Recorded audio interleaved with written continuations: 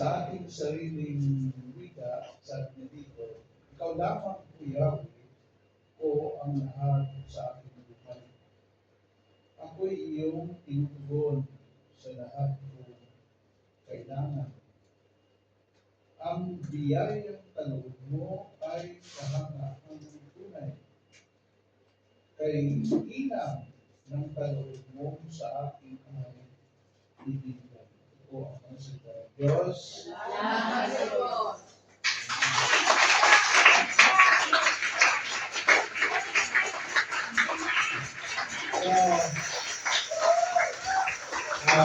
Bago tayo patuloy, taas ang kamay. Alam mo yung ating preacher na si Brother Mark, siya po'y adik, nasintro, ay siya po'y nakikili ng buhay niya.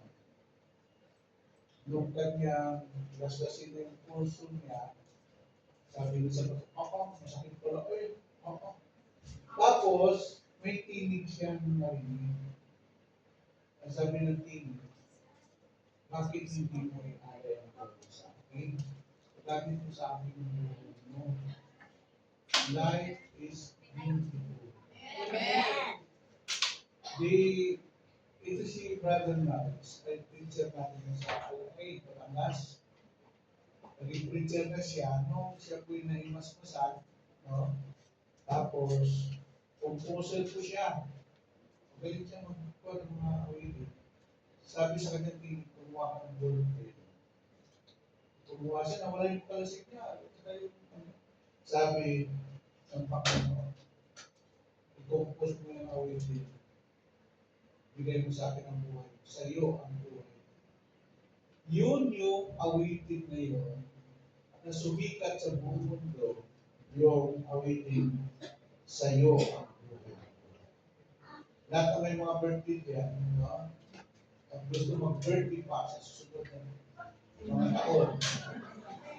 Sabihin mo, Panginoon, ang buhay na ito, alay ko na sa iyo. Alay ko na sa iyo. Close your eyes. Sa iyo ang buhay ko, ito ay alay ko sa iyo. Ano man ang nais mo, O Diyos, ikaw ang siyang pag-asa ko. Sa iyo ang buhay ko, ito ay alay ko sa iyo. Ano man ang nais mo, O Diyos, ikaw ang siyang pag-asa ko.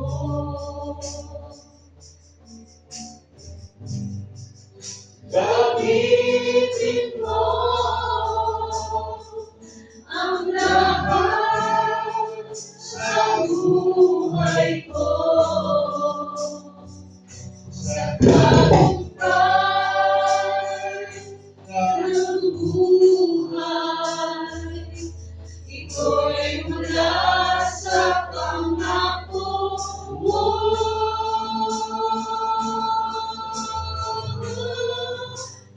Turuan mo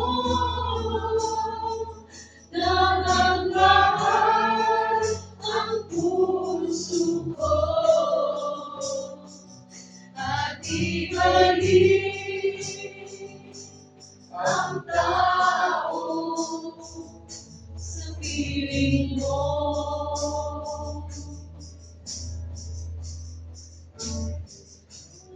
Ang buhay ko, Salamat, Panginoon. ito ay alay ko sa iyo. Ano man ang nais mo, O Diyos, ikaw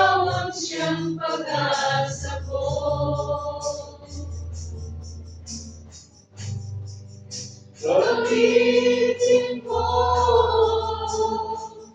ang lahat sa buhay ko. Sa tagumpay ng buhay, ito'y mula sa pangako mo.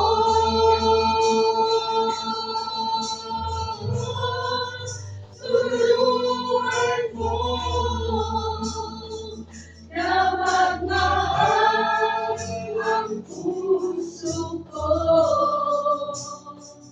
at ibalik ang tao at ibalik ang tao at ibalik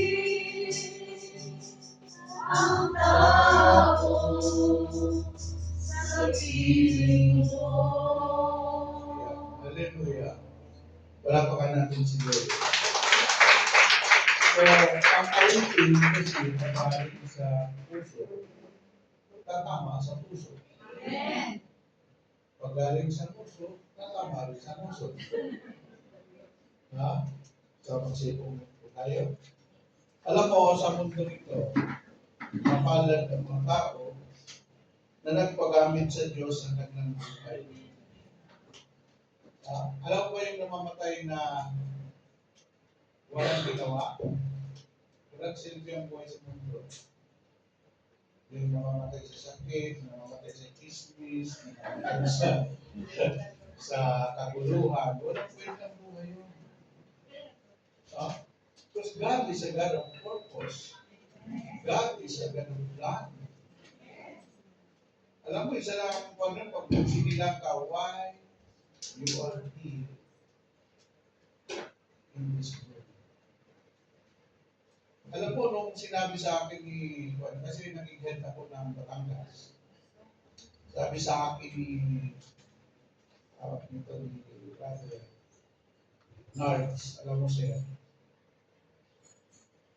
binigay ko talaga ang buhay ko. Kasi nung araw na yun, salita talaga ang Panginoon. Nung nagbuang-buang na siya, kasi ang ginawa niya, tinira niya muna yung drugs.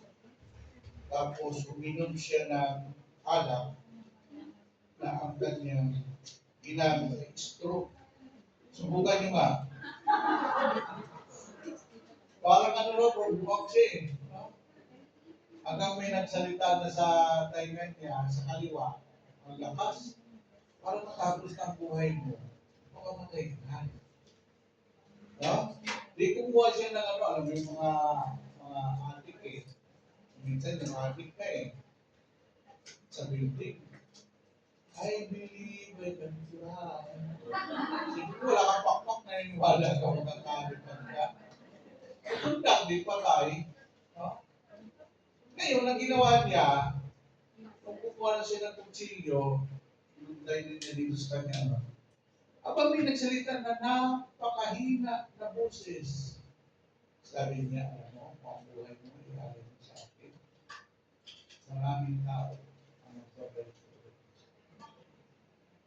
Kaya yung awitin niya, gamitin mo ang lahat sa buhay ko. Sa tagumpay ng buhay. Alam mo, mahirap ka siya. Meron po dalawang coaching na. Alam mo ba yung factory ng ano? Ng upya na pinag-espesyal? Ha? Oh, kinuha siya exclusive distributor sa Insialite people. Sinabi ko po dito yung Lord, nasabihin ko sa iyong katabi, huwag kang mawala ng pag-asa. Habang may buhay, may pag-asa na gaytay. Amen? Ha? Nandito ka na kayo sa day eh. Binigay mo ng buhay mo yung pagpunta mo dito. May angel dyan, no? Mga tayo, may attendance kayo. Ha? Okay. Okay. Diretso sa punto na tayo. Sabi dito, how wonderful are your gift to me. Huwag kayo maghanap ng iba pang mga regalo. Ha? Tulad ng Pasko, si Lord na may birthday, dapat siyang regaluhan. Ang mga tao, Lord, birthday mo. Ano regalo mo sa akin, Lord? Isipin mo si Lord na may birthday, dapat ikaw magbigay regalo sa kanya. Ha? Alam mo, pinakamagandang regalo kay Lord? Kaluluwa. Kung gusto mo talaga, lumabog ang iyong pananampalataya, magkaroon ka ng reward sa langit. Pag-akay ka. Sinabi ng Daniel 12:3, yaong umakay ng marami tungo sa kabutihan, magmimili siya ng parang sa kalamitan ng kailangan. Amen? Kaya yung nag-akay kanina dito sa isang sister, puntos na yun. Eh kung si General Torre may post-up, General, anong sinasabi doon? Yaong umakay ng marami tungo sa kabutihan, mag-meaning siya. Isang kaluluwa, isang istaryo. Di ba? Okay. Sabi dito, dito tayo kukuha ng pag-aaral para rin sa verse 6. The Bible verse is Psalm 16, verse 6, which reads, how wonderful are your gift to me. How good they are. This verse expresses gratitude. The word gratitude. Utang na loob. Ang buhay natin ay utang na loob natin sa Diyos. Kasi siya nagbigay nito, regalo niya sa atin. Di ba? Tapos, sabi dito, this verse expresses gratitude for God's provision. With the preceding verse stating that the Lord is all the psalmist has provides all their needs. Alam mo, kahit hindi ka magtrabaho, kahit yung sa Pilipinas mga tampay ko, makain pa rin sila. Di ba? Kasi, ang tao pag pinanganak niyan, obligasyon na Diyos papakainin niya. Sabi ni Lord, basta yung mga ibon, di sila nag-opisina, di sila nagtatrabaho.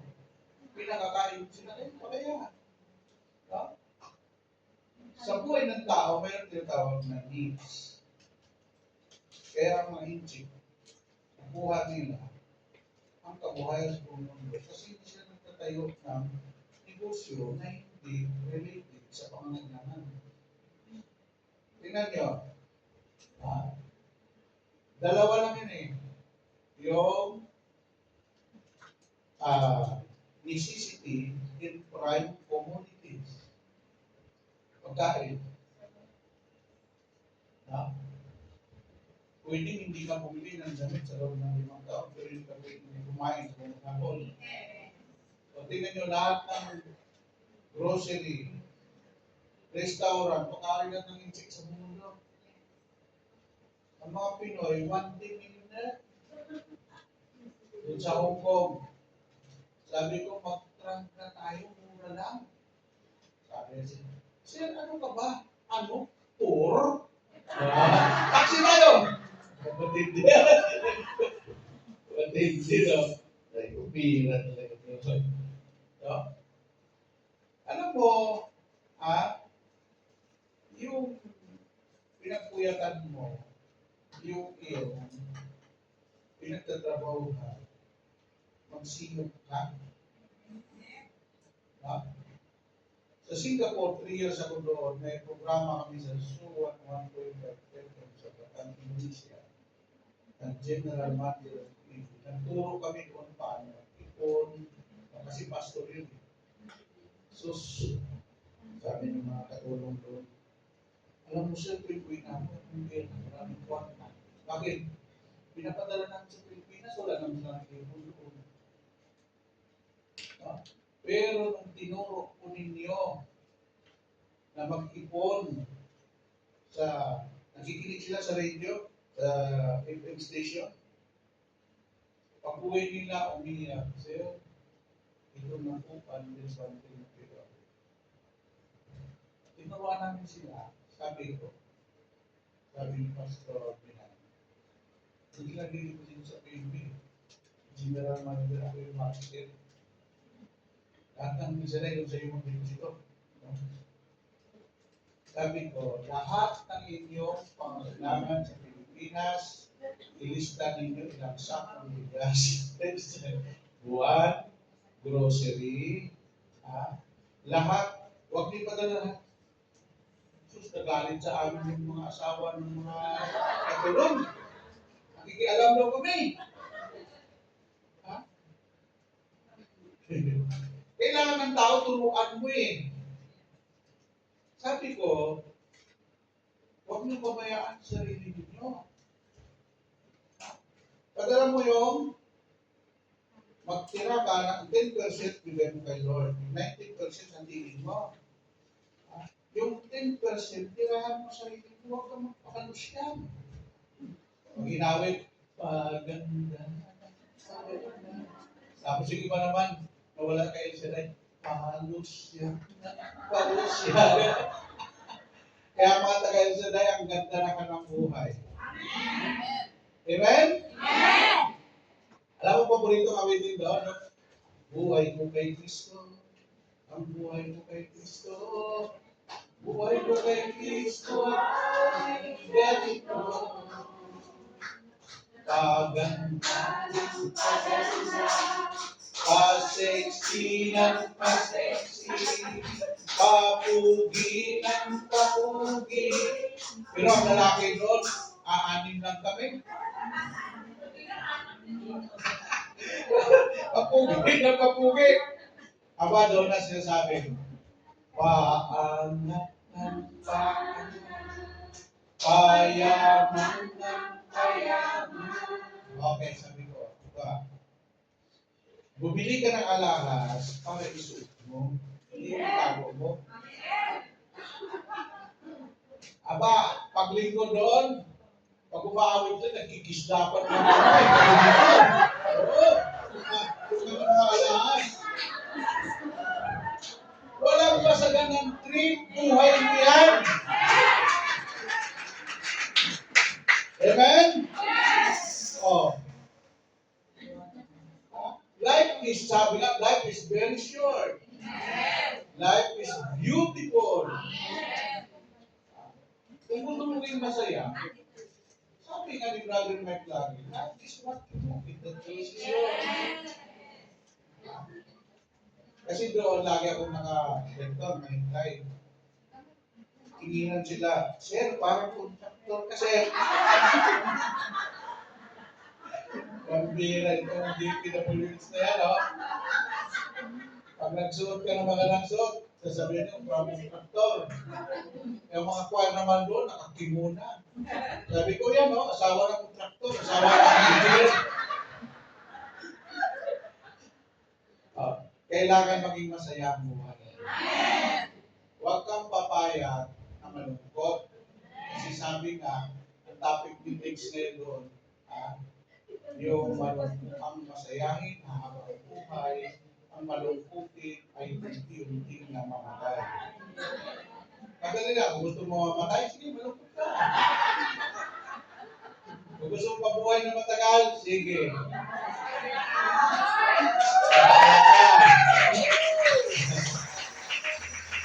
Diba, life is beautiful? Amen! Kung ayaw na maging masaya, paano sa buhay na? Walang masaganang trip. Amen! Ako ang ugali ko, para hindi ko malungkot. Kasi we cannot please everybody. Amen! Pero, pinakamaganda, iduluhin ang tao. Kung ayaw mo sa akin, kung sa'yo. Kung gusto mo ako, gusto rin kita. Bakit pagkaksayahan mo ng buhay yung taong ayaw sa'yo? Amen mo ba? Amen! Ay, nako. Ang bot sa inyo. Okay, context. Number one, context, Psalm 16:5. You are all have, and you give me all I need, my future in your hands. Ang ating pong kinabukasan, ang ating pong future, hindi natin alam yan. Sino nakakalam noon? Si Jesus. Ngayon si Jesus, dahil alam niya yung kinabukasan natin, ibigay natin kay Lord ang buhay natin. Okay. Alam mo ba yung bakit nandito kayo sa abroad?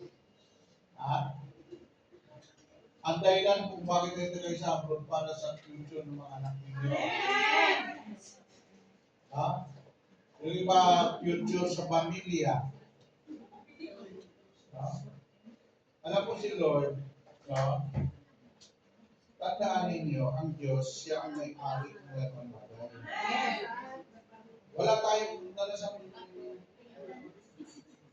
Mayroon ba taong yung pinanganak na may dala siyang kapital sa pagnegosyo? O pareho-pareho naman tayo pinanganak na walang dala. Pero ang sabi naman ni Lord, wala tayong dala sa mundo ito, babalik din tayo sa Kanya na wala tayong dala. Pag marami kang grasya, biyaya, share, ibahagi mo sa wala, ibahagi mo sa nangangailangan. Huwag ka maging maramot. Kasi ang prinsipyo ng Diyos, the more you give, the more you receive. Ay, yung mga tao puro receive. Alam mo ba pinakamalungkot na tao sa mundo?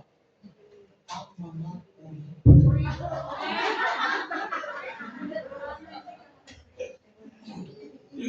Pero pinakamasayang tao sa mundo, ang mga giver. Alam pa ka natin si Lord. Sa amin nga, meron milyonaryo namatay ng malnourished eh. Sa kapulikutan. Ha? Araw-araw ang kulang tuyo. Subukan mo araw-araw kulang tuyo kung hindi ka manunuyo. Nagkasakit, namatay. Tapos yung tama, doon pala sinalansan yung napakakamit. Hindi niya na-enjoy. Kaya, dito sa mundong ito, huwag mong magkaitan ang sarili. May mga tao na pati sarili nila pinagkaitan nila. Gusto ko sana kumain. Ay, mahal.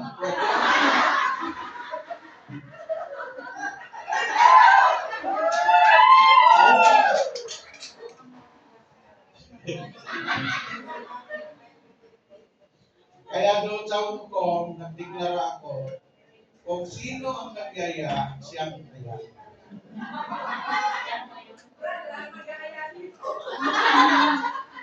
Eh dito, uwi na ako sa dito eh, kaya, no? Pero doon talaga, honest. Hindi sa pagmamalaki, yung lahat ng platters, no? Awang-awang, kasi wala mga wakta, nag-terminate eh. No? Nangyari. Pag uwi, pinapakain ko yan sa kapilituran sa Starbucks.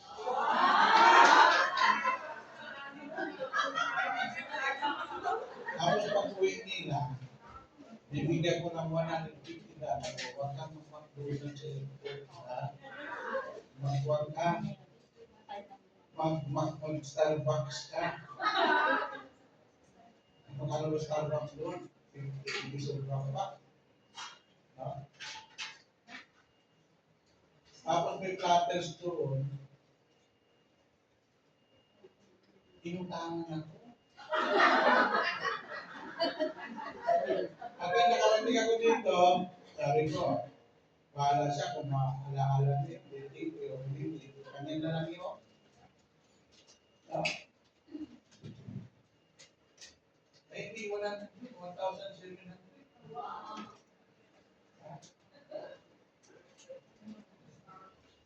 Pero pag binigyan ako ni Lord ng maraming pera, Hindi ko na susundin yun. Alam mo, pag may magpasaya ka ng isang tao lang, ay nako, marami kang blessing na Amen! Meron po ba? Ayan ha. Ngayon, konti lang po pa natin. Yan din ang oras ko nun sa akin. Sa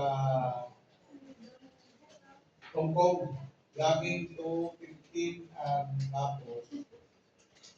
Ang pasok ko naman, 1:15. No?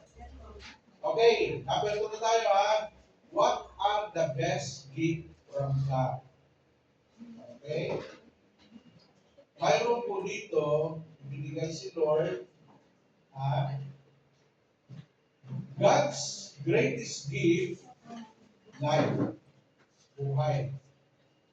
Kaya manang palamutin na sa buhay ng tao yun. Kaya ako, ang gusto ko sa tao, yung health is wealth. Kasi may nakilala ako, bilyonaryo, lahat ng pagkain bawal. Sabi niya, Bay, paano ako maging masaya? Bawal sa akin ang maaga, bawal sa akin ang matabang, bawal sa akin ang matabang. So, ginoo ko, napakayaman ko lahat ng pagkain bawal. Oh. Ano ba yung buhay mo? No? Alam mo, kalusugan, pinakako niya. Nag-aral ako ng herbalist. Nag-aral ako ng natural hepatic. Lahat ng klaseng kainin. Alam ko yung kakainin na mabubuhay ka ng matagal. Alam ko rin yung kakainin na mamamatay ka agad.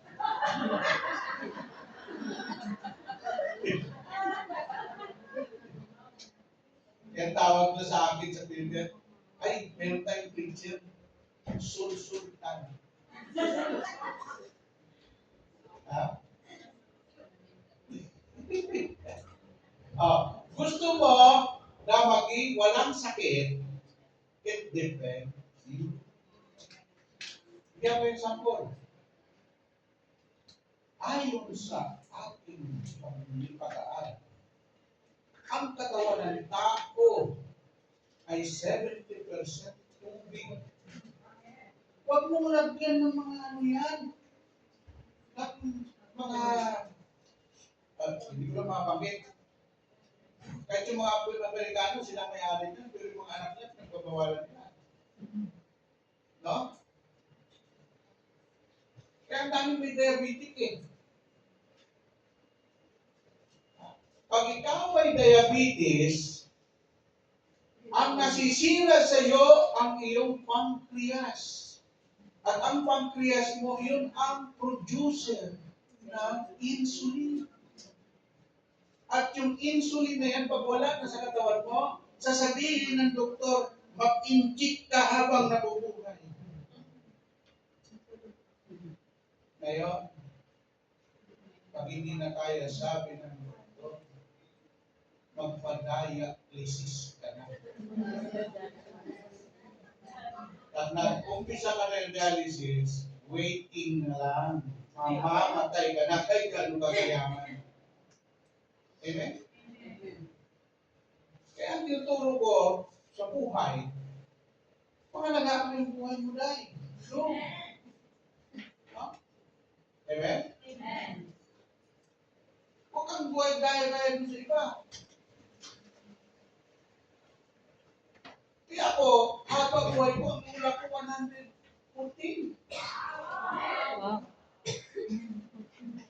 Habang buhay ko, alam mo bakit? Hindi ako nanigarilyo. Hindi ako nagdalasing ng alak. Hindi ako kumakain ng mga pagkain ng mga junk foods. Kaya ayaw ko ng fast food lagi. Kasi fast food, nung panahon na uso na ang fast food, diba?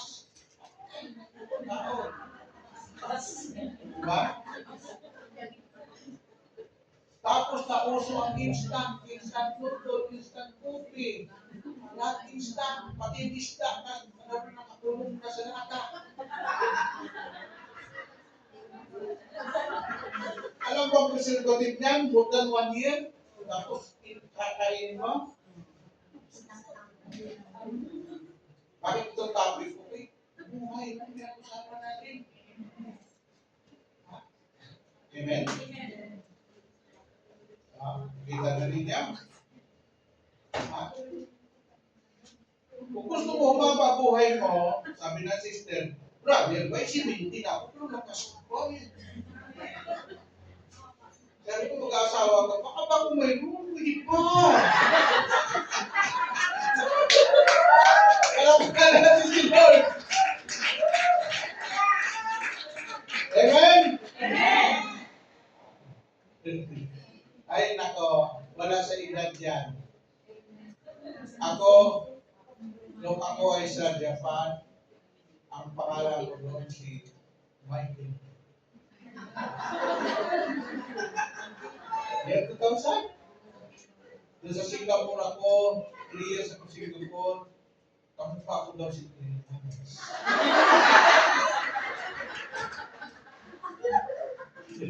Ngayon, sabi sa Hong Kong, Brother Bay, ngayon, kamukha mo na si Andrew P.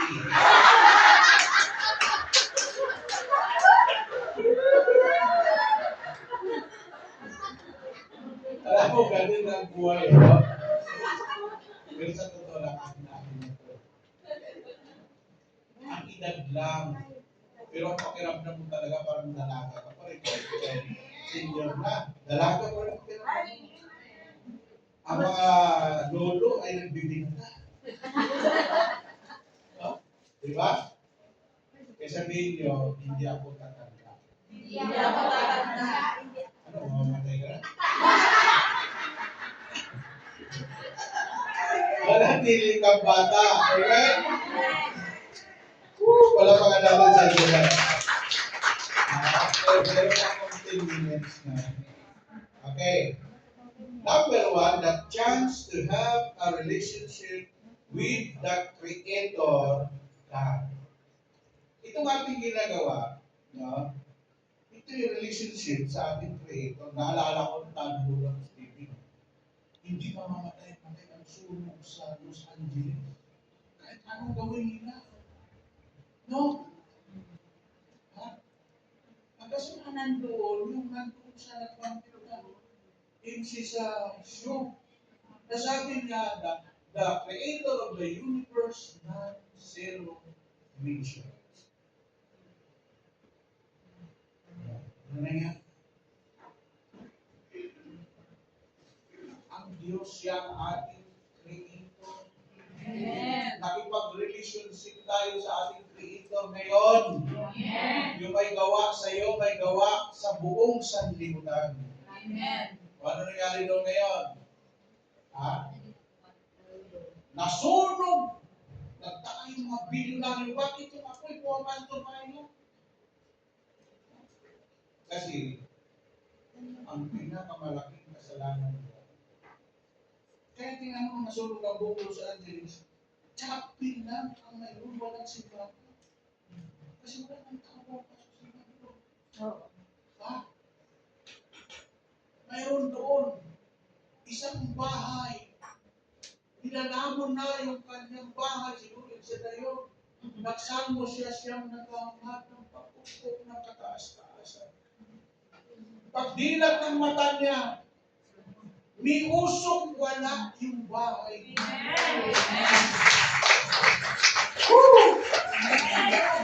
Amen? At yung chapel doon, hindi nasunog. Yung estatwa ni Mama Mary, walang kausok-usok pati yung estatwa. Ni St. Joseph. Amen?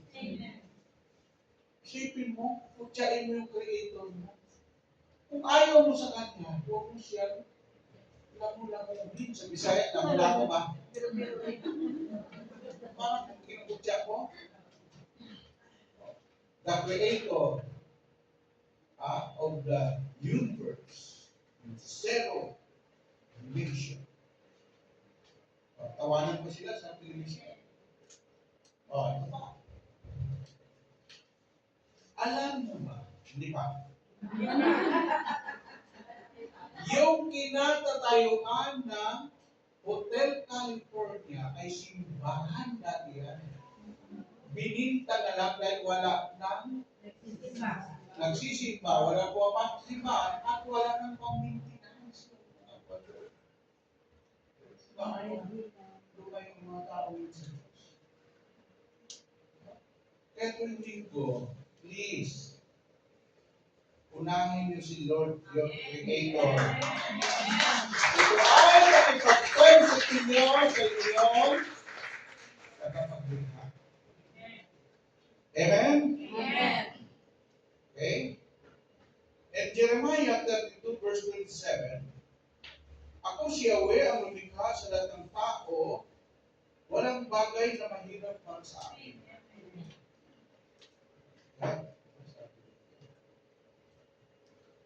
Pagkatapos, mayroon pa ditong sinabi sa number 2, the chance to become like God. Di ba gusto ni Lord makita mukha niya sa tayo? Sabi niya, be holy because your Father in heaven is holy. Amen. Amen? Kasi ang tao nilikha ng Diyos ng kawamis niya. Hindi po sinabi ng Diyos na ang aso kamukha niya. Hindi sinabi ang mga bagay. Isa lang sinabi ng Diyos, likhain natin ang tao na ayon sa ating kawamis. Kaya nagkasala yung tao. Alam mo ba ang masarap na awit niya? Ang aking Diyos, nasa mukha ko'y mamasdan. Pagising ko sana, ikaw Diyos ay kapiling na. Ang nais ko ay matulad sa kabanalan mo. Amen. So, itong ginagawa natin, gusto natin, kung mayroon man tayong pagkukulang, ang Diyos ang pupuno niya. Ang mahalaga lang sa Diyos, nakikita niya na nagsisikap ka, nagmimiti ka na maging katulad niya. Amen? Kaya sabihin mo sa katabi mo, uy, kung nagagdan mo ngayon. Sabi mo, siyempre, ang ating Lord. Sabi mo, ang cute-cute mo ngayon.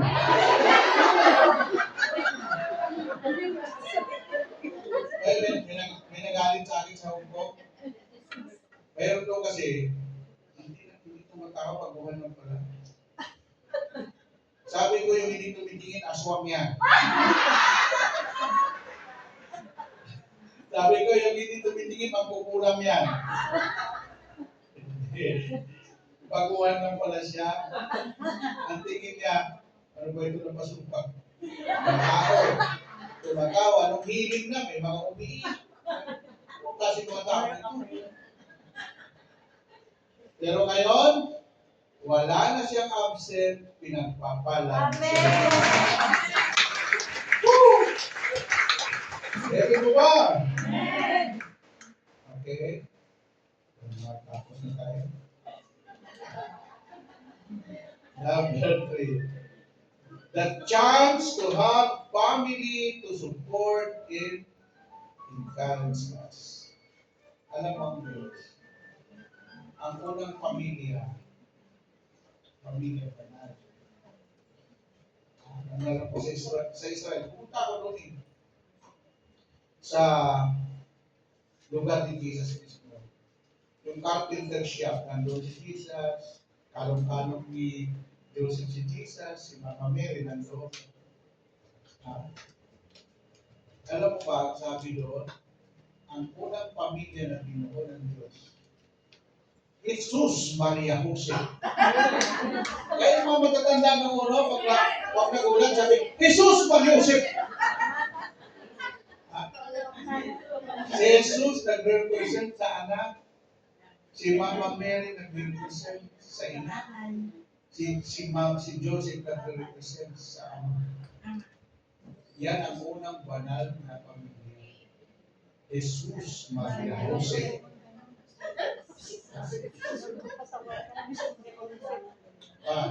Pag kayo ay pag may aswang, ay patak ko yung aswang. Doon sa Bisaya, yung mga matatanda doon, dumating yung tik, tik, tik, tik, tik. Jesus Mariusip, lumayas ka. Lumayas ba? Okay, nandiyan lang tayo. Sabi, God loves your family. Amen. Diba? Tayo'y binuo ng El Shaddai Family Appointment with El Shaddai. Amen. Nagsimula tayo sa pamilya. Pamilya banal, pamilya mayaman. Ako'y yayaman. Sabihin niyo, ako'y yayaman. Sino gusto mong yumaman?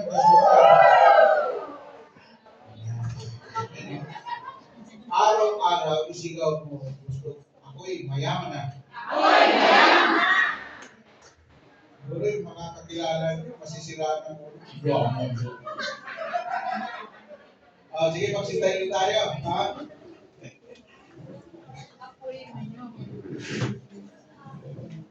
Alam mo, pinakamagandang awit natin. Ha? Goodness of God.